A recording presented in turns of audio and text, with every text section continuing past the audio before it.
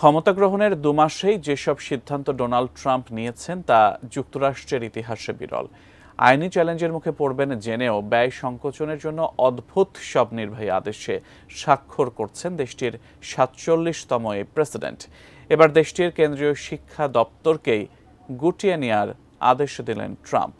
শিক্ষায় যখন বিশ্বজুড়ে বাড়তি মনোযোগ, তখন যুক্তরাষ্ট্রের কেন এমন সিদ্ধান্ত, আর তার বাস্তবায়নই বা কিভাবে সম্ভব, জানাচ্ছেন ইমতিয়াজ আলম।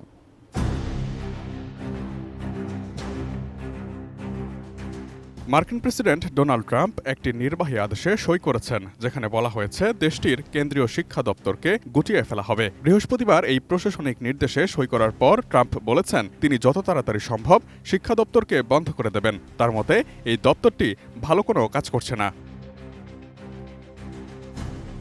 শিক্ষামন্ত্রী লিন্ডা মিকম্যানকে ট্রাম্প নির্দেশ দিয়েছেন আইনি পদক্ষেপ নিয়ে এই দপ্তরকে বন্ধ করে দিতে। লিন্ডার প্রশংসা করে ট্রাম্প বলেছেন তিনি ভালো কাজ করেছেন, মনে হয় তিনি আমেরিকার শেষ শিক্ষামন্ত্রী হবেন। শিক্ষা দপ্তর যে সব গুরুত্বপূর্ণ প্রকল্প চালাতো তা অন্য এজেন্সির হাতে দিয়ে দেওয়া হবে। ট্রাম্প জানিয়েছেন কেন্দ্রীয় স্তরে শিক্ষা দপ্তর তুলে দেওয়ার অর্থ হল শিক্ষা নিয়ে যাবতীয় সিদ্ধান্ত এবার অঙ্গরাজ্যগুলো নিজেরাই নিতে পারবে। এই বিভাগকে ভেঙে দেয়া ট্রাম্পের রক্ষণশীল রিপাবলিকান পার্টির দীর্ঘদিনের লক্ষ্য, তবে এটিকে পুরোপুরি বিলুপ্ত করা হয়তো সম্ভব হবে না, কেননা এর জন্য কংগ্রেসের অনুমোদন নিতে হবে। একই সাথে তার কর্মী ছাঁটাইয়ের সিদ্ধান্তের মতো এই সিদ্ধান্তটিও আদালতে চ্যালেঞ্জের মুখোমুখি হতে পারে।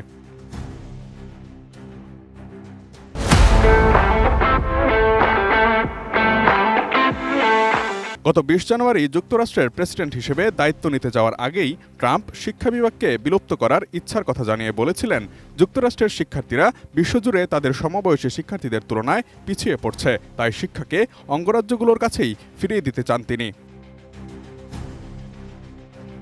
১৯৭৯ সালে প্রতিষ্ঠিত হওয়া যুক্তরাষ্ট্রের কেন্দ্রীয় শিক্ষা বিভাগের বিরুদ্ধে ট্রাম্প ও তার মিত্রদের অভিযোগ এটি তরুণদের বর্ণবাদ, যৌনতা ও রাজনৈতিক বিষয়ে দীক্ষিত করছে।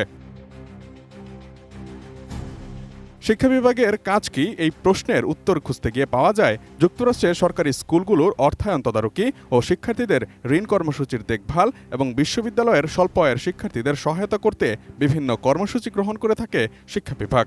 সরকারি স্কুলগুলোতে নাগরিক অধিকার আইনগুলো কার্যকর করে থাকে এই সংস্থা। ২০২৪ অর্থবছরে এই বিভাগের জন্য বাজেট বরাদ্দ ছিল $২৩৮ বিলিয়ন। এটি দেশটির কেন্দ্রীয় বাজেটের ২% কম।